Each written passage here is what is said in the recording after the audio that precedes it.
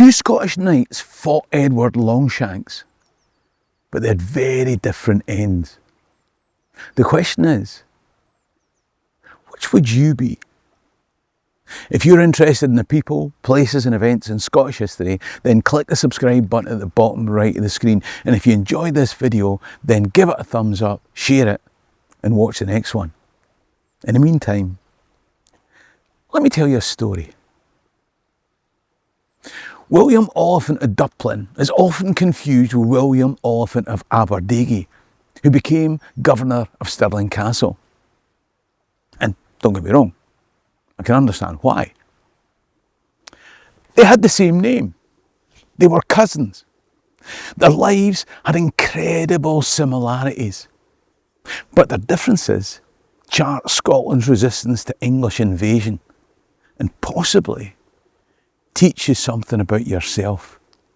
Now, to avoid this getting messy and confused, I'm going to call Willliam Oliphant of Dublin William and Willliam Oliphant of Aberdegie Willie. You see, the difference is becoming clearer already. So, William and Willie were born at roughly the same time. They grew up here, amid gentle rolling hills and fertile straths of South Perthshire. They grew up training in chivalry and arms in modest, noble households. Willie was a younger son. William was younger than Willie, but the eldest son of his side of the family. But they were both born to a life of local lordship and duty to the king, Alexander III. These were prosperous times in Scotland, and peaceful. Nobody saw the storm clouds on the distant horizon. If you're a regular to this channel, then you'll know that Alexander's fall from his horse on a stormy night in 1286 ended the Canmore line and started a dispute as to whether John Balliol or Robert Bruce the Contender should be king. Enter Edward Longshanks, King of England. I know. 10 years older, with John Balliol installed as king and Longshanks demanding Scottish submission, the Oliphant boys' training was about to be called into action as peace and prosperity was shattered. Edward I marched a mighty English army into Scotland. So began our wars of independence. In April 1296, both William and Willie answered King John's call, riding out under Oliphant colours to face English invaders at the Battle of Dunbar. It was a disaster. Many died amidst the thundering hooves and clash of swords. Both cousins were taken prisoner. Willie to grim Rochester Castle, William to Devizes, both to languish in English dungeons. It never takes me long to get homesick when I'm away from the beauty of these rolling Perthshire hills where I live. How long if you were languishing in a cold English dungeon? After a year, probably calculated by Longshanks to wear men down, William, Willie and other Scottish knights imprisoned throughout England were given a choice: languish here forever or agree to Edward's terms, swear loyalty to him and cross the Channel to campaign in France. What would you do? Give your oath or languish in that hole? Like loads of other Scottish knights faced with the same decision, both the Oliphant boys went with Edward's army. Once in the continent, like loads of others, they deserted. Had they got word that another nobleman, Andrew de Murray, had escaped, made his way back to Scotland and was now fighting back against English garrison castles, a commoner called William Wallace was doing the same. Would you stay with Edward's army? Or would you break your oath and head home? Does nationhood trump oaths given? Do oaths taken under duress matter? Is it a moral dilemma?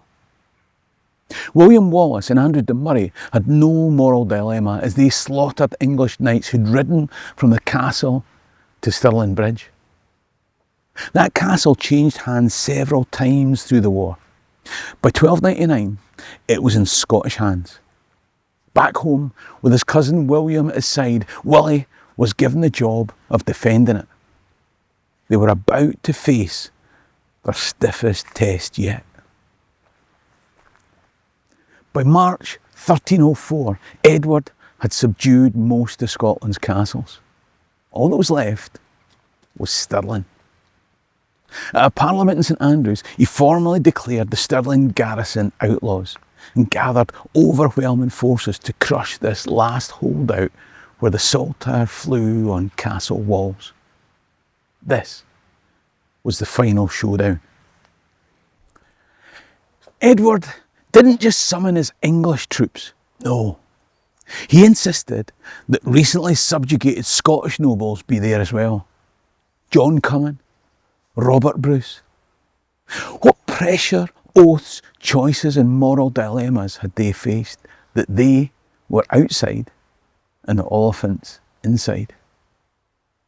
Did the guilt hang heavy? Edward hadn't come to Stirling to demand capitulation. He was here to demonstrate consequences. Now, just before I tell you about that final showdown, let me remind you that this summer sees the final leg of my tour, Scotland Made the World. I've still got dates to come in various Scottish towns, a few nights at Edinburgh Fringe, and 2 months bringing Scottish history to every province in Canada. For Scottish comedy with loads of jokes, click the link top right or in the description below, or go to www.brucefummey.co.uk. The 2 Olphant boys and around 100 men watched as Longshanks approached with fire and fury. Willie was offered the chance to surrender. In the face of the largest collection of siege engines England had ever assembled, he refused. Catapults rained destruction day and night. Massive rocks, melted down lead stolen from church roofs nearby, an incendiary Greek fire. But Oliphant and his men didn't just passively endure. They and their outnumbered garrison replied with crossbows and daring counterattacks. Apparently, twice sharpshooters even came close to killing Edward himself. They fought with courage, ingenuity and stout resistance. The stone walls cracked and towers bled to dust. They fought through darkness. They fought through hunger. But after 3 months, they couldn't fight thirst, and they offered surrender. Oh, but Edward wasn't done. This was display, remember. He was going to make them wait. He hadn't yet used Warwolf, the largest trebuchet ever built. Surrender was all very well. Edward wanted humiliation. As the Warwolf was assembled, the besieged Scots waited and watched the incoming bombardment. Fatal for many, but for Edward, it was just fun. And it was only when his fun had been had that Edward accepted the garrison's surrender. Even that had to be theatre. Oliphant and his surviving men had to leave the castle barefoot with ashes on their heads and present themselves as humble supplicants before the English king. As defeated Scots knelt in chains, Longshanks threatened to have the entire garrison hanged, drawn and quartered. Willie begged mercy for his men. Edward's pitiless response: "Ask not for mercy, ask rather, what is my will?" Thanks to his queen's pleading, his will for the 30 survivors was humiliation rather than bloodbath. Oliphant was taken south once more to lifelong imprisonment in the Tower of London. his faithful cousin, to Wallingford Castle. The Olphants were separated, chained and dragged to English prisons. Again. But this time, it was different. Not prisoners of war with prospects for release, but subjects of infinite imprisonment as the next best thing to brutal execution. Locked away 50 miles apart, I wonder how much they knew of what was going on outside. Aberdeen must have known when William Wallace joined him briefly in the Tower of London a year later. He surely must have wondered, would that have been a better fate? Scotland was utterly subjugated. A year after that, did he hear that Robert the Bruce had seized the Scottish crown, starting new resistance? Did he wish he was there? 7 years in, he must have heard when Longshanks died and Edward II took his place. Did he, just for a moment, think release might come? It didn't. During endless days followed by long dark nights of the soul, what did Willie regret most? Reneging on his oath to Longshanks, or holding out at Stirling rather than surrender? With the endless time you had, wouldn't you sit and wonder which action got you here? And what would you do different? Either way, you'd have more time to think about it tomorrow. Eventually, Edward II agreed to release some Scottish prisoners. It's a gamble, but Edward was struggling with dissent at home, and in Scotland, Robert the Bruce was taking back more and more castles. The English king needed men in Scotland. The Olphants needed to back the right horse for once. Both gave oaths to Edward. Now, I don't know how that went. Both men had given oaths to his dad. There must have been a touch of scepticism. What threats had this Edward made to guarantee compliance? What credence did they give to those threats? Promises made before God might feel different when you narrowly escape death. What would be more important to you? Your country? Your oath? Your life? Your eternal soul? Have you decided?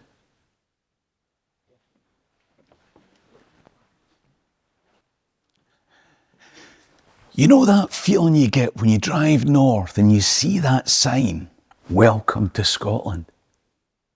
See, when you pass that sign, and you know it's not physically possible, but you feel lifted. Somehow, something metaphysical comes up through the rubber and the metal and the plastic, and you just feel physically better, lighter, just more at peace. If you're Scottish, I know this happens to you too. Imagine what that would be like after years in the Tower of London. Willie crossed the border back into Scotland under Edward's safe conduct. This is where our cousins' roads would part. Remember that for decades, Scotland had been divided. The Bruces, the Cummins, clan, king, family and feudal honour. William kept his oath to Edward, and by 1311 was Constable of Perth, one of the few English-held towns still left in Scotland. Willie had gone straight back into the arms of the patriotic cause and Robert the Bruce. There's not much left of the walls that once fortified Perth, but now Sir Willliam Oliphant defended those walls for the English against the very cause he'd once so bravely championed. Now, it's getting on, and I'm going to have to leave the detail of that siege until another day, but it's interesting to think that as Robert the Bruce attacked the town, William and Willie might both have been involved, this time on opposite sides of the wall. patriotism, pledges and oaths of allegiance, self-preservation. Pick a card. Any card. Contemporary accounts differ on how King Robert dealt with the defenders of Perth. The Lanarkos Chronicle says that Bruce ordered the Scottish collaborators to be put to the sword, but let the English go. John of Fordun reckoned he executed the disloyal Scots and English alike, but spared the common folk who begged mercy. Either way, inside the town, William's prospects looked bleak. Maybe Willie was there at Robert the Bruce's side and pleaded for William's life when the town was taken. Or maybe Bruce remembered his own position at Stirling, standing at Longshanks' side as William defended the castle. Either way, William wasn't killed, but imprisoned and exiled to the Outer Isles.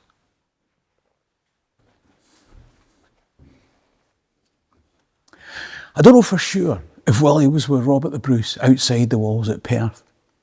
I can't confirm he was at the Battle of Bannockburn either. But the fact that Bruce awarded Willie lands in that post-Bannockburn period means I can't believe he wasn't there. We do know that by early 1314 he was a trusted Scottish patriot. In the winter following Bannockburn, he appears as a witness to one of King Robert's royal charters. That makes him one of Bruce's honoured men. His ultimate act of service was in 1320. Scots will get the relevance of that date. You've already worked out that Willliam Oliphant here was one of the 50 or so men whose seals were attached to the Declaration of Arbroath, that famous letter to the Pope that asserted Scotland's self-determined independence, declaring that for as long as but 100 of us remain alive, never will we on any account be brought under English domination. For in truth, it is not for glory, not for riches, not for honours that we are fighting, but for freedom alone, which no honest man gives up, but with life itself. This is a man who lived that creed and suffered for it. Or was that the other guy? I'm not sure, I always get them confused. The point is that they travelled parallel paths until they had to make a difficult choice.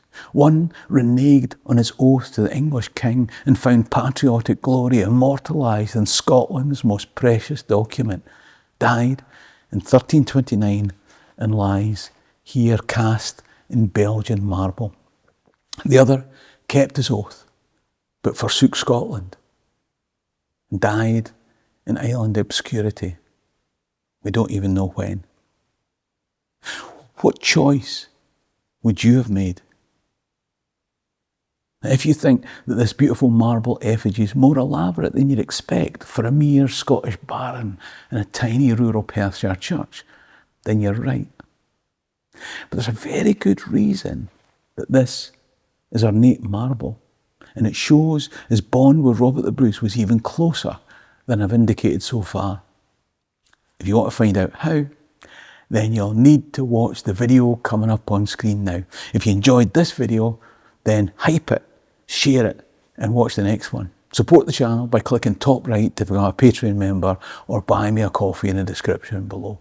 In the meantime, Hummy and Dawkins can be Lamali. Sherry and Rasta.